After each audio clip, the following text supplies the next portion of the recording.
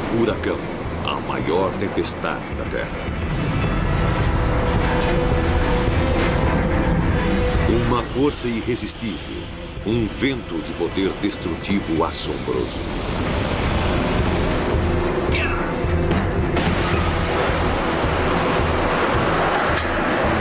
Ele destrói edifícios.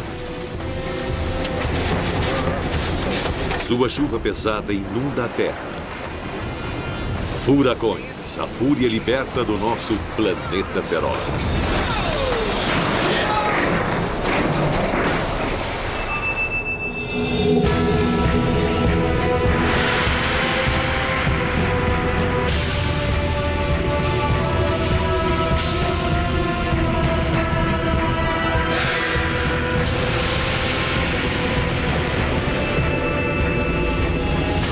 Planeta feroz. Furacão.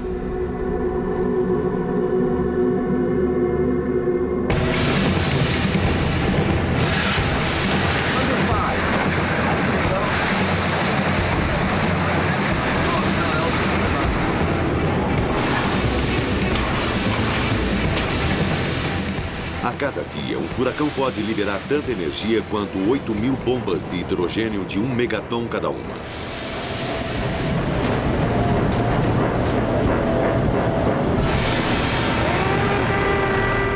Um furacão pode ter 1.600 quilômetros de uma ponta a outra.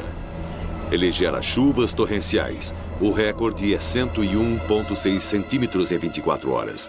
Os furacões são uma das forças mais devastadoras do nosso planeta.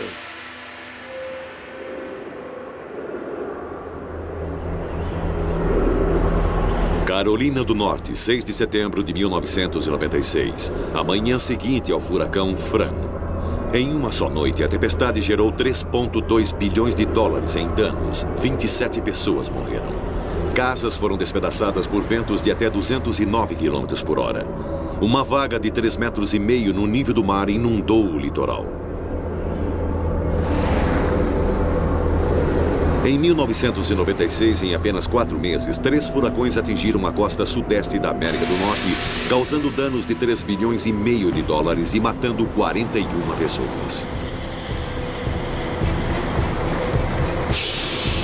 O furacão Fran foi o último de 3 furacões e de longe foi o mais violento. Nossas câmeras seguiram todos eles.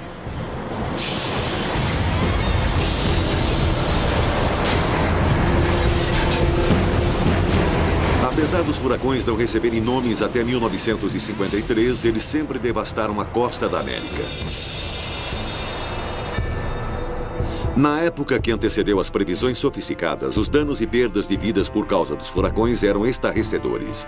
O furacão que atingiu Galveston, no Texas, na tarde de sábado de 8 de setembro de 1900 foi o pior desastre climático que já atingiu a América. Thomas Edison usou uma de suas câmeras de filmagem mais recentes para registrar os resultados. Estima-se que tenha havido 12.000 mortes. A maioria se afogou na maré montante.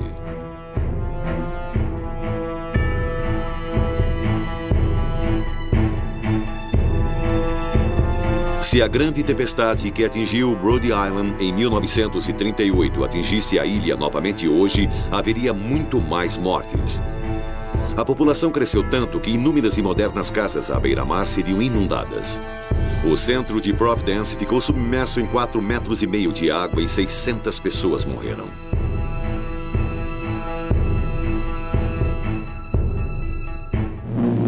Estas primeiras imagens mostrando a devastação do furacão Flora na ilha do Haiti foram feitas de um helicóptero enquanto a ilha era fustigada pela tempestade.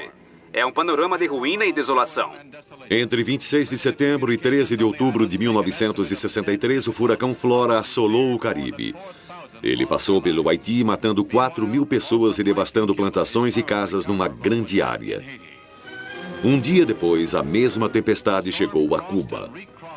Ela passou 4 dias atravessando a ilha e voltando a atravessá-la. 4.000 pessoas morreram.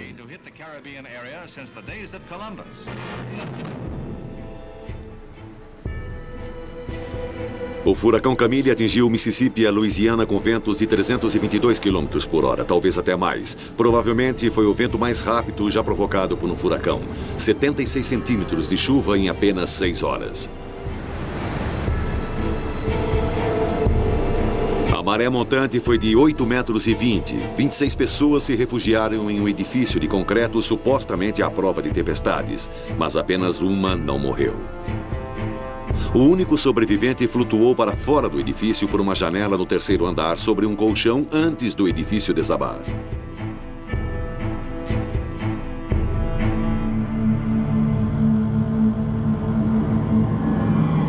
Depois, nos anos 70, os satélites começaram a fazer previsões do tempo muito mais precisas, mas ainda assim nada podia deter os furacões. O furacão Gilbert, em 1988, foi enorme. Ele cobriu a totalidade da metade ocidental do Caribe e grande parte do Golfo do México. A menor pressão já registrada de um furacão foi no olho do Gilbert. Quando ele investiu, foi o furacão mais forte a atingir a Terra em 19 anos.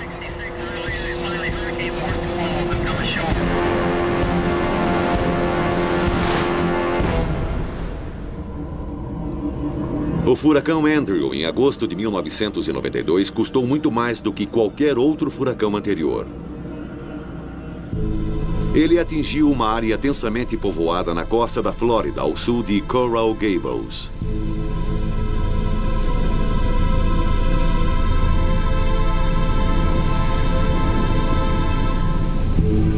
O Andrew destruiu tudo em seu caminho e depois passou através do Golfo para atingir New Orleans 2 dias depois. Ano após ano, os furacões investem com incansável força, trazendo tragédia e devastação ao nosso planeta.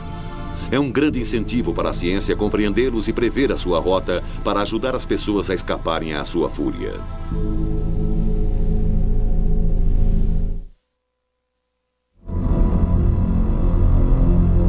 A temporada de furacões no Atlântico começa quando chega o verão e a água perto da costa da África Ocidental começa a se aquecer. Tempestades se desenvolvem em terra e depois tomam o rumo do mar. Todo ano, 100 pequenas tempestades alcançam esse estágio. Se a temperatura da água estiver a 27 graus centígrados ou mais, essas tempestades podem se intensificar e se organizar para formar depressões tropicais. Em 2 semanas, esta pequena área de baixa pressão pode se tornar o mais poderoso sistema climático do mundo.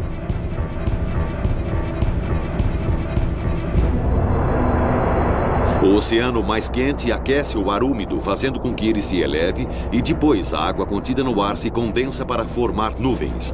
O ar abaixo é levado para cima ainda mais rapidamente, aspirando mais ar por baixo. O novo ar se espirala. Ele também sobe, aspira mais ar e o sistema fica cada vez mais forte. Este é o motor que impulsiona o furacão. Enquanto os ventos alísios empurram todo o sistema para o oeste através do Atlântico, a espiral se estreita e a tempestade torna-se ainda mais poderosa. Uma coluna de ar limpo se desenvolve. Este é o olho da tempestade. Aqui, correntes ascendentes cercando o olho são equilibradas pelo ar que volta para dentro do olho.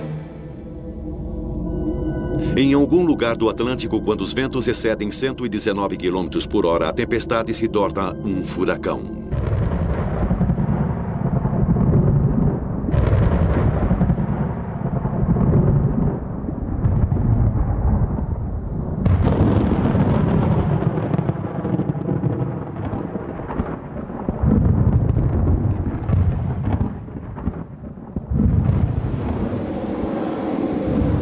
Em Miami, meteorologistas do Centro Nacional de Furacões monitoram essas tempestades 24 horas por dia. Sua meta é prever quais depressões irão se desenvolver até formarem furacões e quais ameaçarão a América. Essas são as pessoas que devem tentar decidir qual tempestade será perigosa. Como resultado de suas decisões, milhares de pessoas serão evacuadas. Mas se fizerem uma previsão errada, milhões de dólares serão desperdiçados ou milhares de vidas serão arriscadas.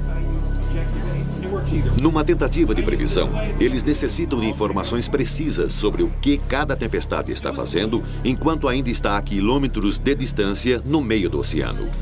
Eles recebem relatos de navios, aviões comerciais, aviões especiais de caça a furacões e radares costeiros. Mas a sua melhor fonte são os satélites, a milhares de quilômetros no espaço. 5, 4, 3, 2, 1. Ignição. Nossos motores estão ligados e funcionando. E temos a decolagem do Atlas Centauro 77 e do satélite meteorológico GOES-J.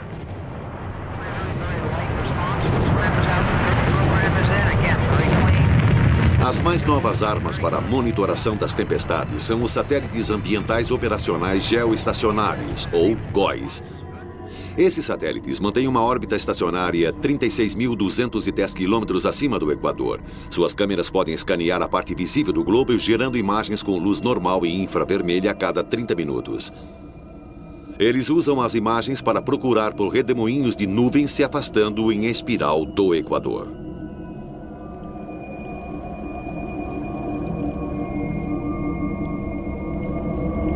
Mas é só do espaço que podemos apreciar a verdadeira escala de um furacão.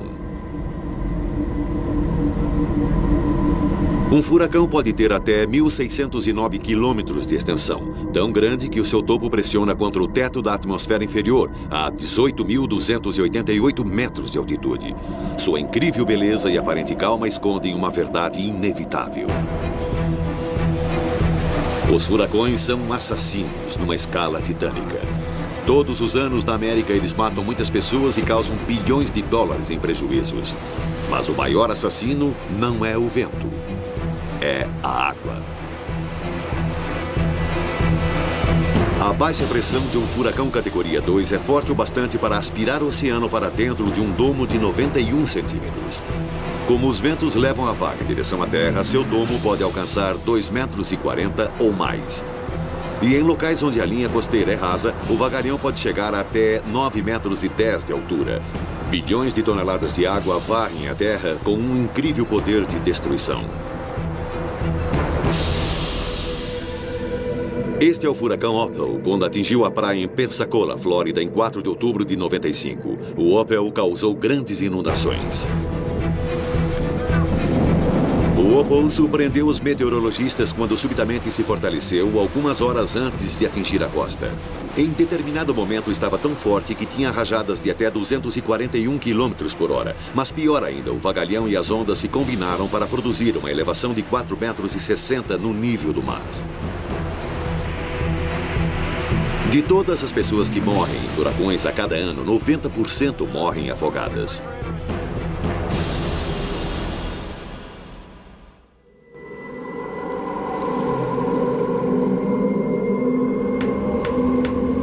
É difícil e perigoso estudar os efeitos de um furacão de verdade. Mas um túnel de vento de um laboratório pode recriar com segurança as condições que existem no coração da tempestade. Ligue o interruptor e você cria um furacão artificial. Furacões são divididos em 5 categorias. A categoria 1 chega até 148 km por hora. Os danos maiores são causados às árvores e folhagens. Um pouco mais do que isso, e as telhas de madeira recobertas de asfalto começam a balançar. Eleve a velocidade do vento para mais de 161 km por hora e algumas das telhas de madeira começam a rasgar. Até esse ponto, as telhas cerâmicas mais pesadas não sofrem nenhum dano. Mas enquanto a velocidade do vento aumenta para 177 km por hora, até elas começam a partir.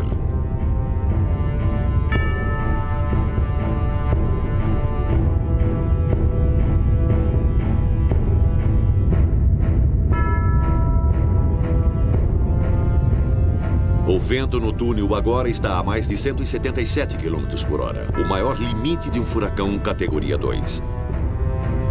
Um ser humano mal pode caminhar contra o vento, como este dublê que participou da simulação.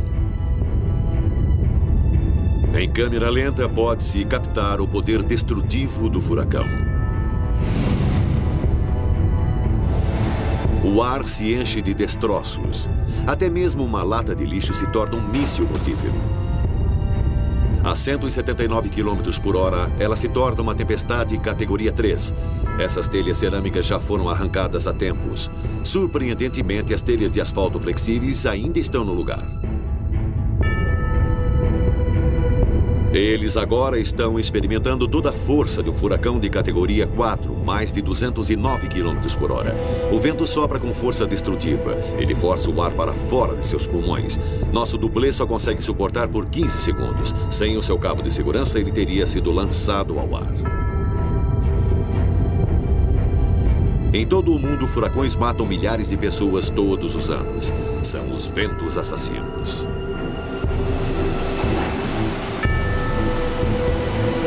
Somente em torno do Atlântico e em partes do Pacífico, eles são chamados de furacões.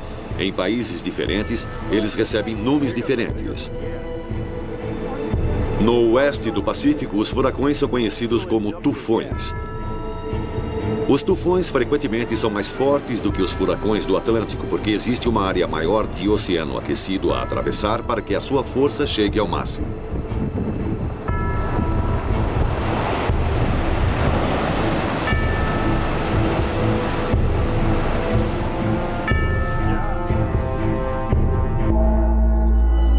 Em média, o Japão é atingido por 2 tufões fortes a cada ano.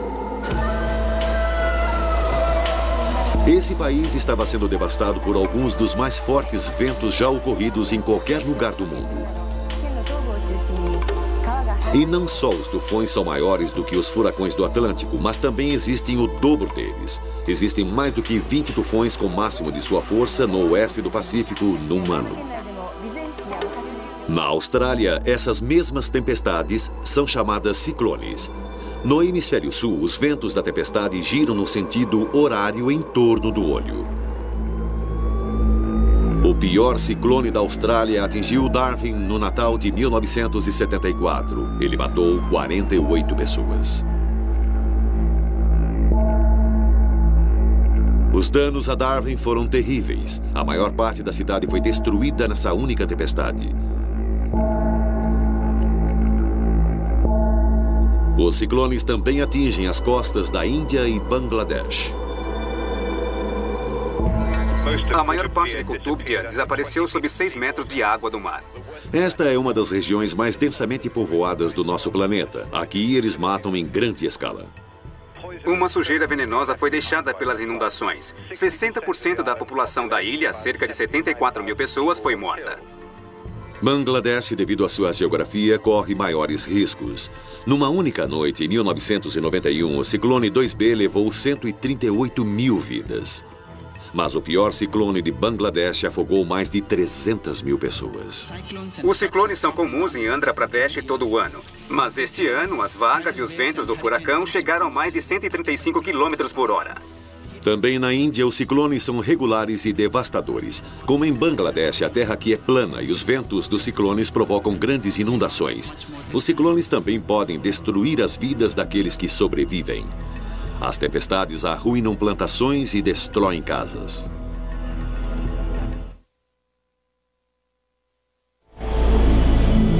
No início de julho de 1996, no Centro Nacional de Furacões de Miami, o clima está tenso. A segunda tempestade da estação deixa todos preocupados. Seu nome, Berta. Acabo de receber mais um relatório dos aviões. Estão me passando agora. E encontramos ventos de 200 km por hora. Parece que Berta irá atingir a costa do Atlântico. Os meteorologistas precisam tomar decisões críticas. As perguntas essenciais são, precisamente quando e onde ele irá atacar? E o mais importante, qual será a violência do furacão? Enquanto viajava, Berta começou a perder o seu formato. Ele fez uma curva para o norte, como a maioria dos furacões, e parecia que a Carolina do Sul estava em seu caminho.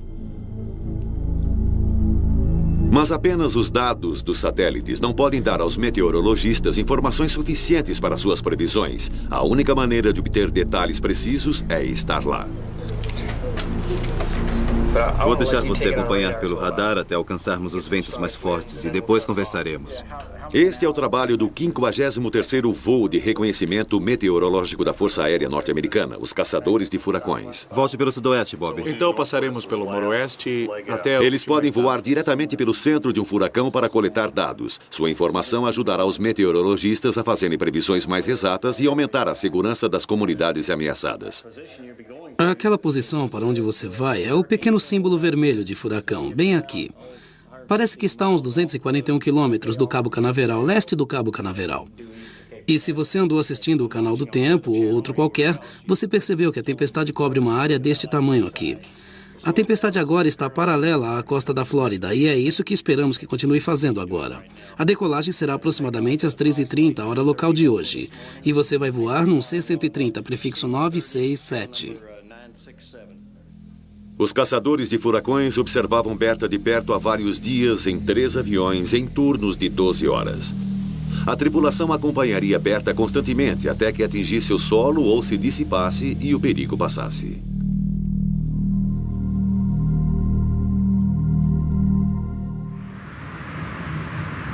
Berta parece programado para atacar em 48 horas. Para os meteorologistas, a mídia é a única maneira de emitir os avisos. No centro de furacões, uma sala inteira é reservada para a mídia. Todos os especialistas achavam que Berta iria se virar para o norte. Mas o centro de furacões ainda não sabia exatamente onde Berta atingiria o solo e estavam ficando sem tempo. Ao sul de Wilmington, Carolina do Norte. E assim, eles emitiram um aviso ao longo da costa, do meio da Flórida até a Carolina do Norte. Se não o fizessem, não haveria tempo bastante para uma evacuação. Todos os anos, muitas pessoas fogem só para descobrir que o furacão atingiu outro lugar. Mas para outros, a fuga salva suas vidas. Prestem atenção. Uma evacuação obrigatória. 11 de julho, 4h30 da manhã.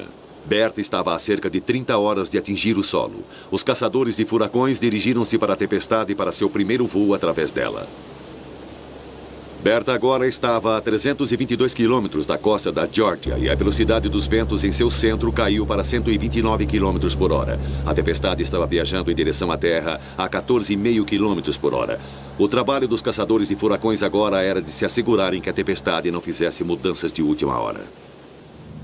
Na Carolina do Sul, a evacuação já havia começado há 24 horas. Os meteorologistas estavam quase certos de que o ataque mais violento de Berta seria ao longo da costa, centralizado na praia de Myrtle. A área da evacuação estendeu-se por 193 quilômetros ao longo da costa. Para ser preparado e evacuado, cada quilômetro e meio custou $200 mil. O custo de uma previsão imprecisa pode ser enorme. Evacuações obrigatórias foram emitidas para todas as nossas praias. Estas são imagens da praia de Wrightsville, onde os residentes estão sendo evacuados. Os caçadores de furacões preparam-se para mais um voo pelo coração da tempestade. Seus aviões têm 10 anos de idade. Este avião provavelmente voou através de furacões mais de 300 vezes. O destino final de Berta não era mais a questão. Ele iria atingir o solo. Mas as informações que os caçadores de furacões reunissem poderiam ajudar os meteorologistas a prever sua força e a hora da sua chegada com maior precisão. Eles entraram na tempestade a 3.408 metros e voaram nivelados diretamente através dela. Veio por aqui, atingiu a tempestade, saiu por ali a 241 quilômetros, entrou e estacionou bem ali. Em cada voo, eles passam pelo furacão pelo menos 3 vezes em direções diferentes. 3.408 metros abaixo, as ondas estão ficando enormes.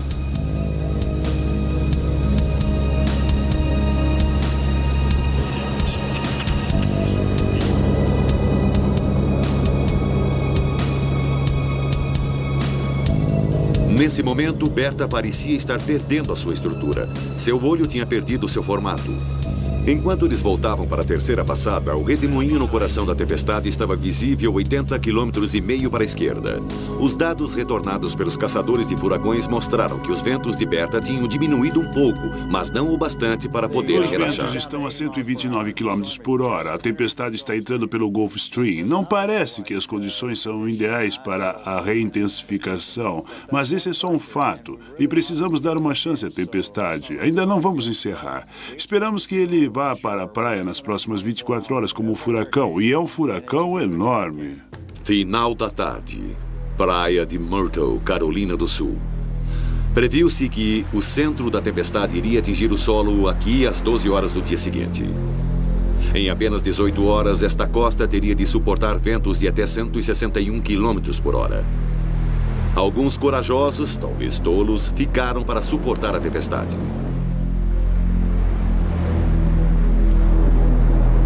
Em algum momento durante a noite, as primeiras ondas de chuva chegariam. Além do vento e do vagalhão, haveria 20 a 30 centímetros e meio de chuva nas 24 horas seguintes.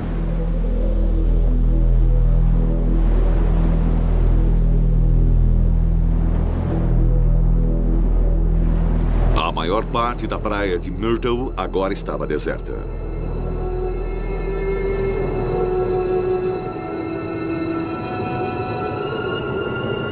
Relatos de um avião da Força Aérea e de um radar Doppler de Wilmington indicam um vento máximo sustentado de 169 km por hora e alguma flutuação em intensidade esperada antes que atinja o solo.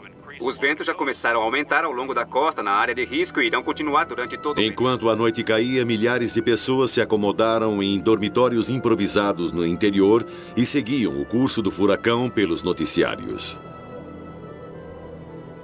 Como estão as coisas na praia de Myrtle? Como estão os ventos lá? Eu vou te dizer uma coisa, não estamos com muitos ventos comparado ao que você está falando. Em relação às forças do vento de um furacão, houve rajadas de até 97 km por hora no Pier Springer May, mas isso foi 1 hora ou 2 antes de nossa última checagem com vocês. Foi uma noite de incertezas. Na próxima noite pode não haver um lar para se voltar. Estamos prevendo que vai ser um dia muito longo. Na noite seguinte, o furacão tinha virado ligeiramente para a direita. Em vez da praia de Myrtle, Berta agora fazia pontaria em Wilmington, Carolina do Norte, 121 quilômetros mais para o norte. De repente, os seus ventos tinham aumentado para mais de 161 quilômetros por hora. Sala de controle de emergências de Wilmington. Tenho mais 300 abrigos disponíveis. Este era o centro de controle que lidaria com os desastres que Berta poderia trazer. Apenas 2 horas antes do furacão atingi-los, a equipe estava se assegurando de que todos estivessem preparados. Um coordenador para a escola Blair abrir e ser um abrigo se for preciso. Muito bem. Tem um alarme de incêndio que não conseguimos desligar em Trask. É o alarme de incêndio de uma escola. Precisamos de alguém que vá lá e desative esse alarme. Podemos chamá-los ao telefone para fazê-lo, não é? Eles estavam decidindo onde alojar mais pessoas. Prossiga. E outra questão é saber se precisaremos de mais pessoas para abrir outras frentes Eles de precisavam resgate. estar preparados para lidar com prédios desmoronados, falta de força, estradas bloqueadas e quaisquer mortes que Berta certamente causaria. Sim, uma vez que os ventos tenham diminuído para nos expandirmos. O centro do furacão Berta está localizado próximo à latitude 32,8 norte, longitude 78,4 oeste, 169 quilômetros ao sul de Wilmington. Berta está indo para o norte a 21 quilômetros por hora. É esperado que continue assim hoje. Em Wilmington e na costa, os ventos começaram a aumentar.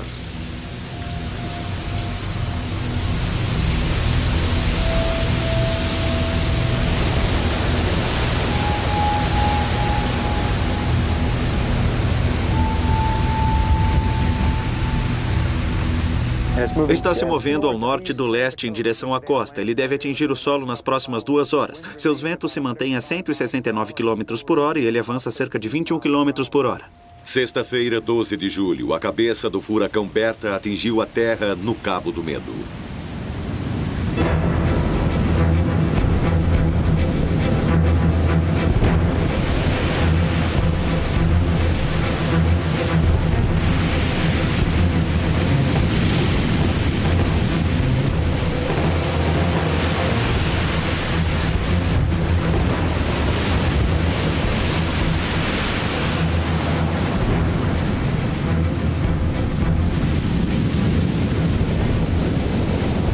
Berta desceu um pouco mais ao norte da previsão original, um pouco mais tarde e com muito mais potência. Felizmente, essa faixa da costa tinha sido evacuada. O tempo dos preparativos agora estava terminado. Nas 5 horas seguintes, o furacão Berta faria o pior.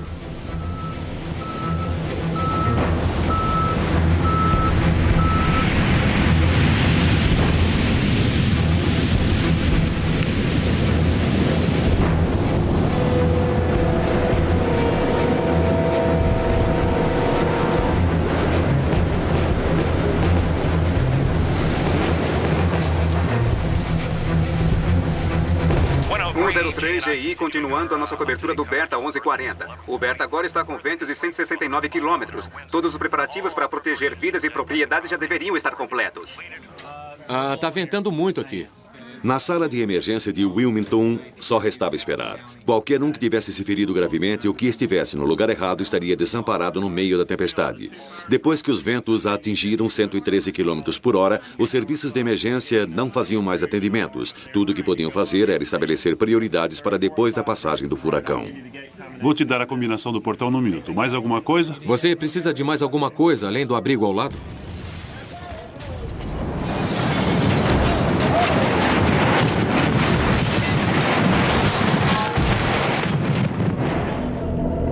O radar mostra como Berta atingiu a costa com um golpe oblíquo. Levou algum tempo para os ventos mais fortes chegarem à praia. Eram apavorantes e mortíferos. Como sempre, os ventos mais fortes e as maiores inundações foram ao norte do olho. Surfer City, 40 quilômetros para o norte, perdeu seu pier.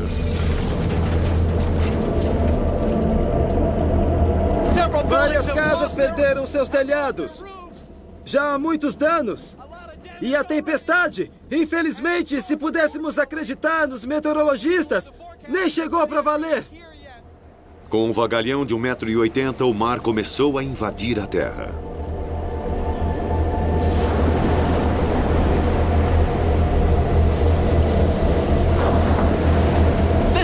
Essa é a sensação de estar bem no meio dele.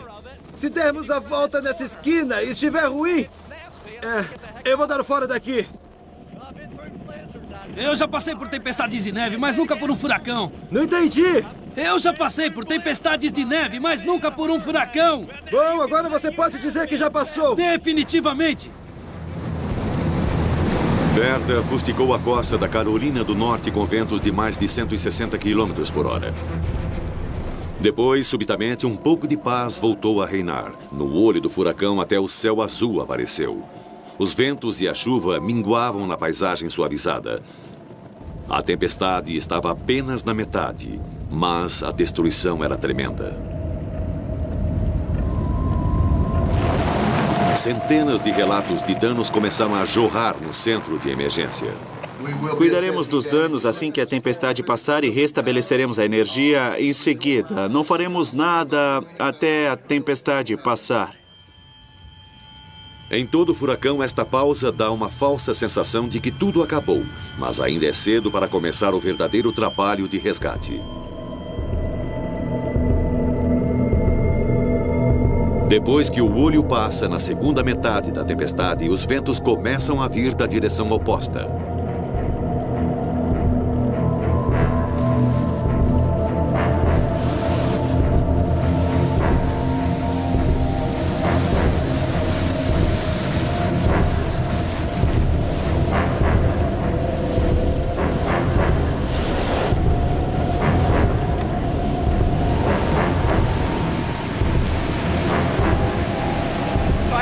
Não tenho ideia do que os ventos estão fazendo agora, mas as condições são muito sérias. Esta pode ser a nossa última reportagem ao vivo, porque acho que não vamos conseguir passar por isto. O vagalhão era de 1,80 m, mas Berta atingiu a praia na maré baixa, então seu efeito foi menor. Se tivesse vindo durante a maré alta, a onda teria 1,20 m a mais. Mas os furacões podem disparar um outro perigo. O Centro Meteorológico emitiu um alerta de tornado para os seguintes condados da Carolina do Norte: Brunswick, New Hanover, Pender, Robinson e Columbus. Um alerta de tornado significa que as condições são favoráveis à formação de tornados e grandes tempestades numa área próxima ao furacão. As pessoas nessas áreas devem ficar atentas às condições climáticas ameaçadoras e aos relatos de possíveis alertas.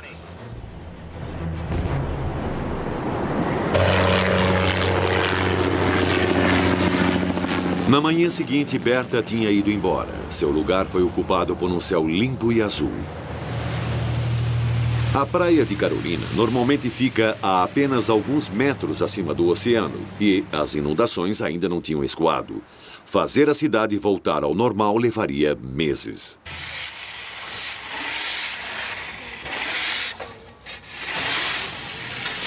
Agora era hora de limpar tudo, com o auxílio do que pudesse ser encontrado. Em apenas 24 horas, Berta dizimou 80,5 km da costa da Carolina do Norte. O furacão levou enormes quantidades de areia continente adentro, deixando uma trincheira de 91 centímetros na praia.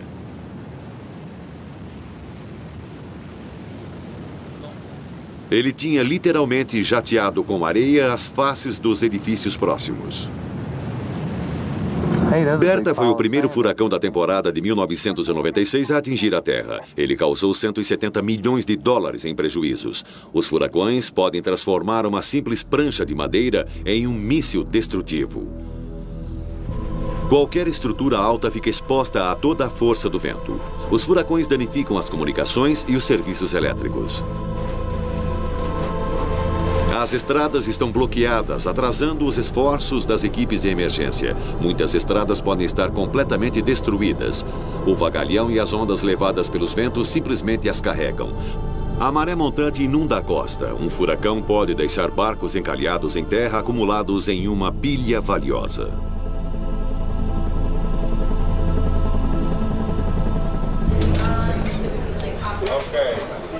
Em Miami, no centro de furacões, os meteorologistas estão cansados, mas felizes. Sua previsão do caminho que Berta tomaria foi precisa o suficiente para que as partes certas da costa fossem evacuadas. Mas eles ainda estavam em serviço. Existem, em média, 6 furacões atlânticos por ano. Em algum lugar lá fora, um outro furacão assassino pode estar se formando.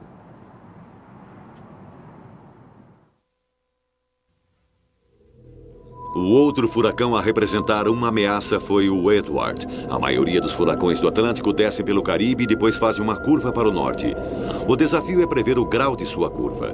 Em 1992, o furacão Andrew praticamente não fez uma curva e acertou a Flórida em cheio. Mas Edward virou tanto para o norte que parecia que não acertaria a terra.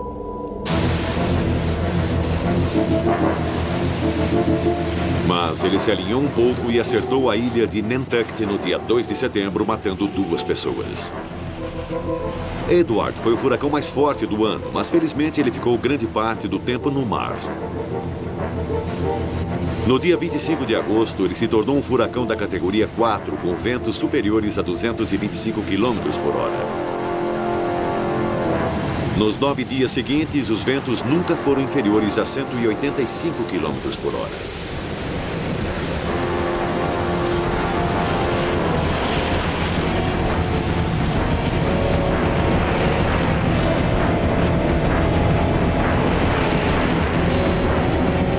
Na escala geral dos furacões, nem Berta nem Edward causaram danos excessivos.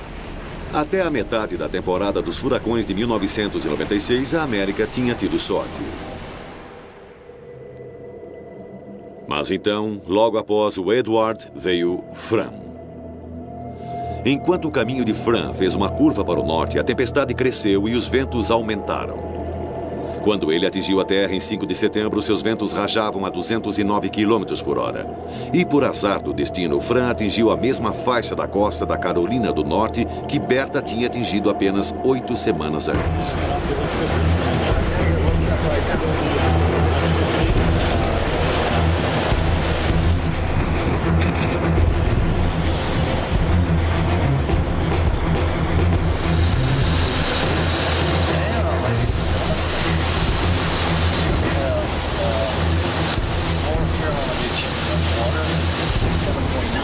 Fran era um gigante. Ele atingiu a costa às 8h45 da noite do dia 5 de setembro, na quinta-feira após o feriado do Dia do Trabalho. Esta é exatamente a mesma cidade de veraneio, a praia de Carolina, que o furacão Berta tinha varrido. Os alertas de enchentes valem para toda a região do Cabo do Medo. Há avisos em outros locais e alertas de furacão novamente na costa, nas áreas costeiras. Há alertas de ventos fortes no continente. E também queremos lembrá-los de que é um alerta de tornado nas próximas horas para toda a área.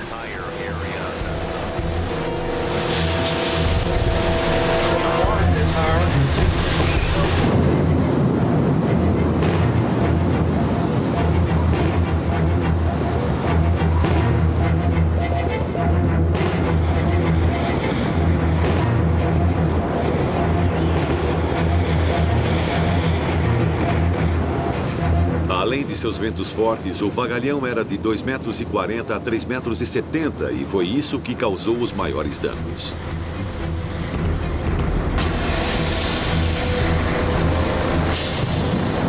Fran era um furacão categoria 3 em toda a sua força.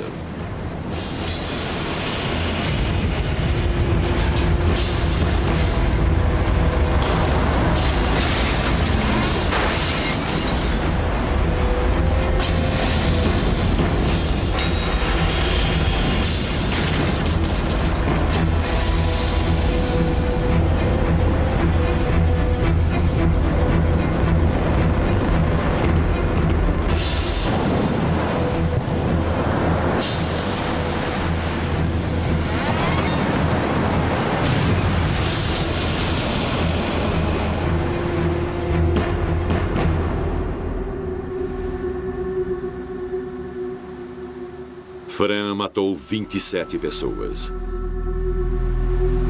Ele destruiu quase 2.000 casas. O total dos danos chegou a 3 bilhões e 200 milhões de dólares.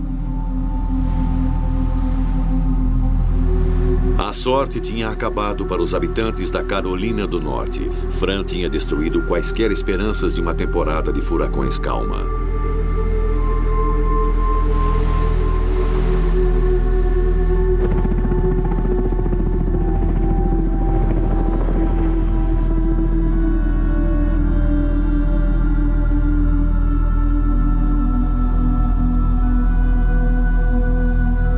Na manhã seguinte, Fran fazia as manchetes.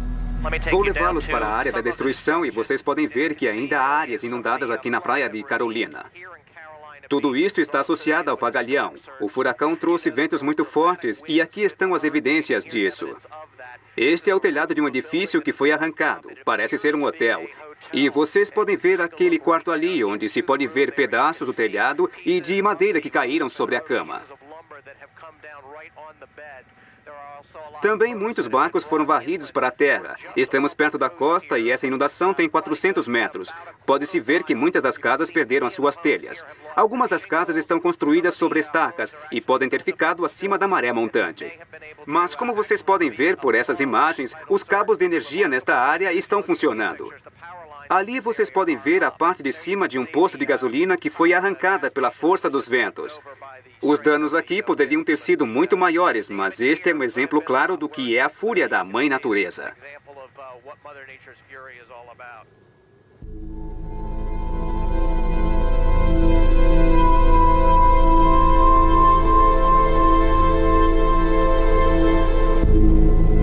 Sem o mar aquecido sob eles, os furacões não têm nenhum calor para levá-los e eles desmoronam. Mas são tão poderosos e vastos que eles levam dias para se dissipar até na Terra.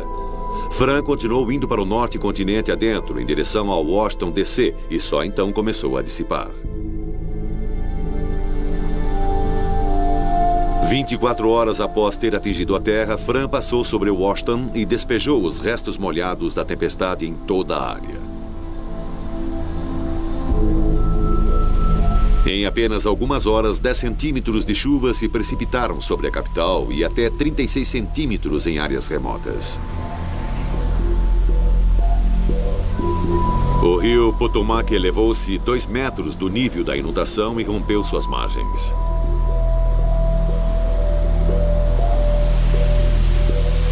As ruas, a apenas alguns quarteirões da Casa Branca, estavam bloqueadas com sacos de areia.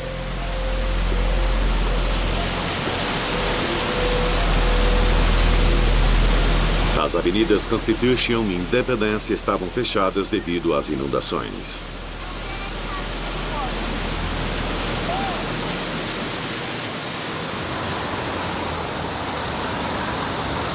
Fran causou algumas das inundações mais destruidoras que Washington já viu.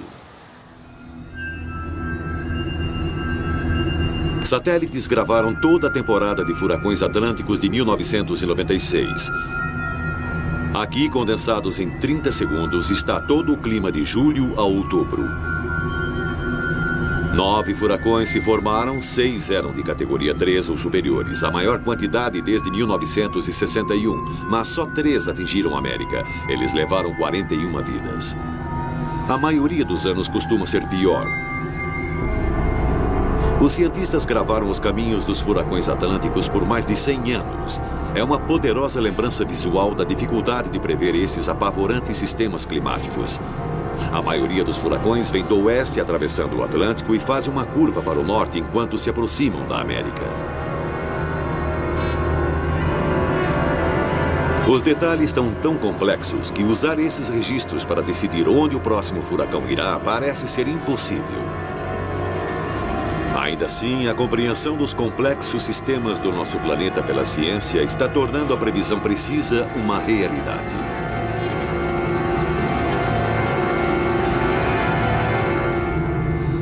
As previsões de furacões ficam mais precisas na razão de mais ou menos 1% ou 1,5 km por ano. A cada ano, menos pessoas são desnecessariamente evacuadas e os avisos são dados com cada vez mais antecedência. Mas cada vez mais pessoas se mudam para a costa todos os anos. Então, as evacuações demoram mais. As previsões são mais antecipadas e melhores, mas a situação geral na realidade fica pior. Algum dia, o coração de um furacão irá passar sobre uma grande cidade. New Orleans, Miami ou Atlantic City. A devastação será terrível. Mas é certo que os furacões futuros irão trazer mais danos e mais mortes ao nosso planeta feroz.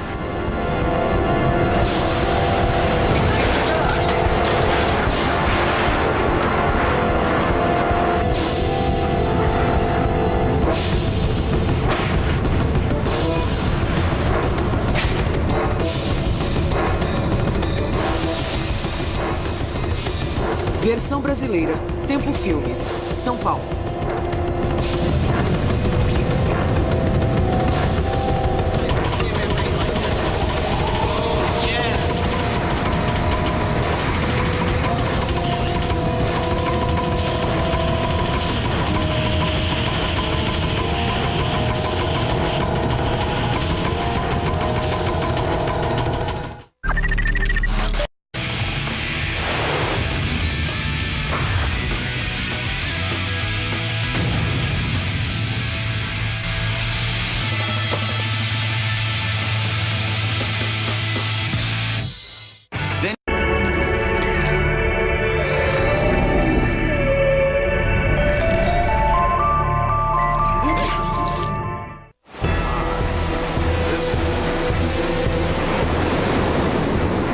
Furacão, a maior tempestade da Terra.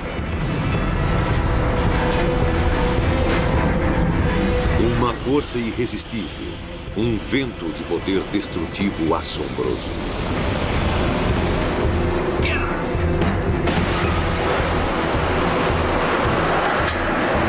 Ele destrói edifícios. Sua chuva pesada inunda a Terra. Furacões, a fúria liberta do nosso planeta feroz.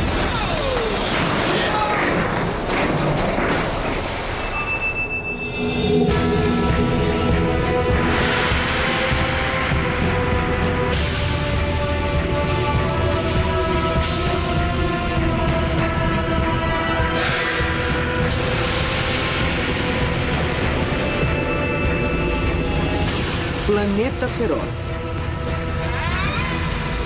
Furacão.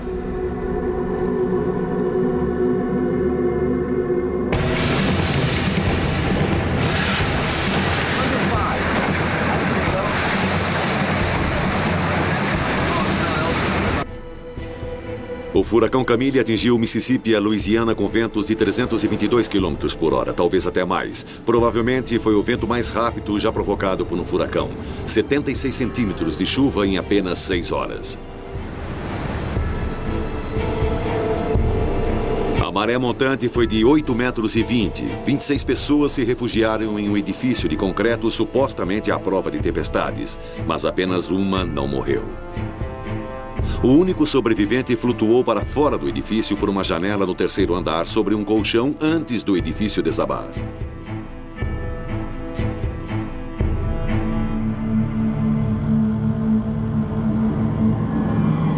Depois, nos anos 70, os satélites começaram a fazer previsões do tempo muito mais precisas, mas ainda assim nada podia deter os furacões. O furacão Gilbert, em 1988, foi enorme. Ele cobriu a totalidade da metade ocidental do Caribe e grande parte do Golfo do México. A menor pressão já registrada de um furacão foi no olho do Gilbert.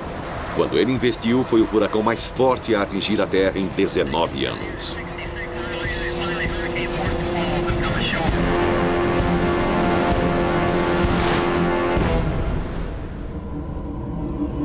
O furacão Andrew, em agosto de 1992, custou muito mais do que qualquer outro furacão anterior. Ele atingiu uma área densamente povoada na costa da Flórida, ao sul de Coral Gables.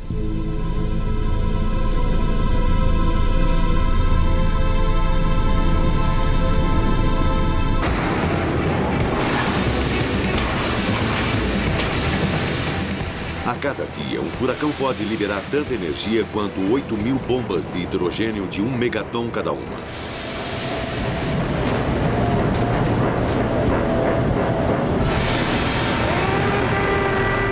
Um furacão pode ter 1.600 quilômetros de uma ponta a outra. Ele gera chuvas torrenciais. O recorde é 101,6 centímetros em 24 horas. Os furacões são uma das forças mais devastadoras do nosso planeta.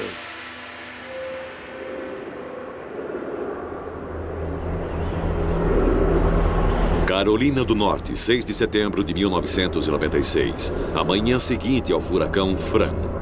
Em uma só noite, a tempestade gerou 3,2 bilhões de dólares em danos. 27 pessoas morreram.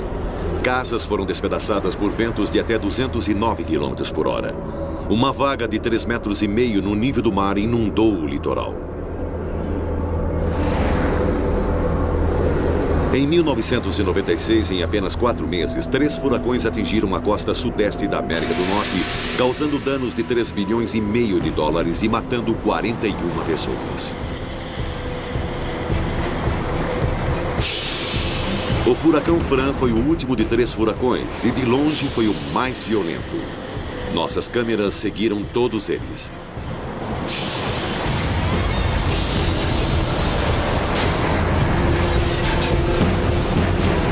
Apesar dos furacões não receberem nomes até 1953, eles sempre devastaram a costa da América.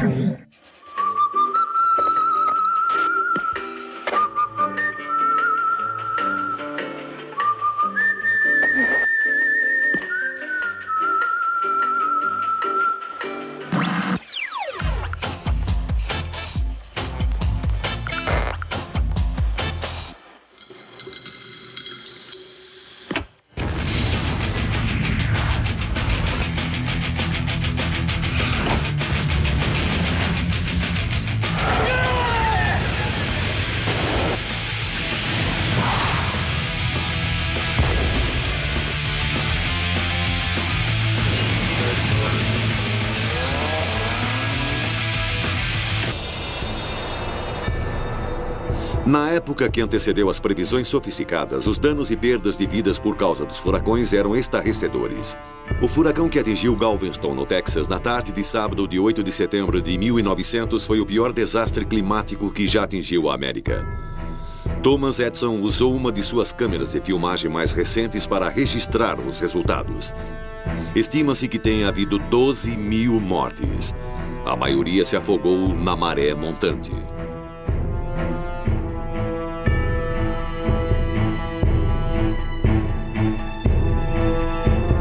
Se a grande tempestade que atingiu Rhode Island em 1938 atingisse a ilha novamente hoje, haveria muito mais mortes. A população cresceu tanto que inúmeras e modernas casas à beira-mar seriam inundadas. O centro de Providence ficou submerso em 4,5 metros de água e 600 pessoas morreram.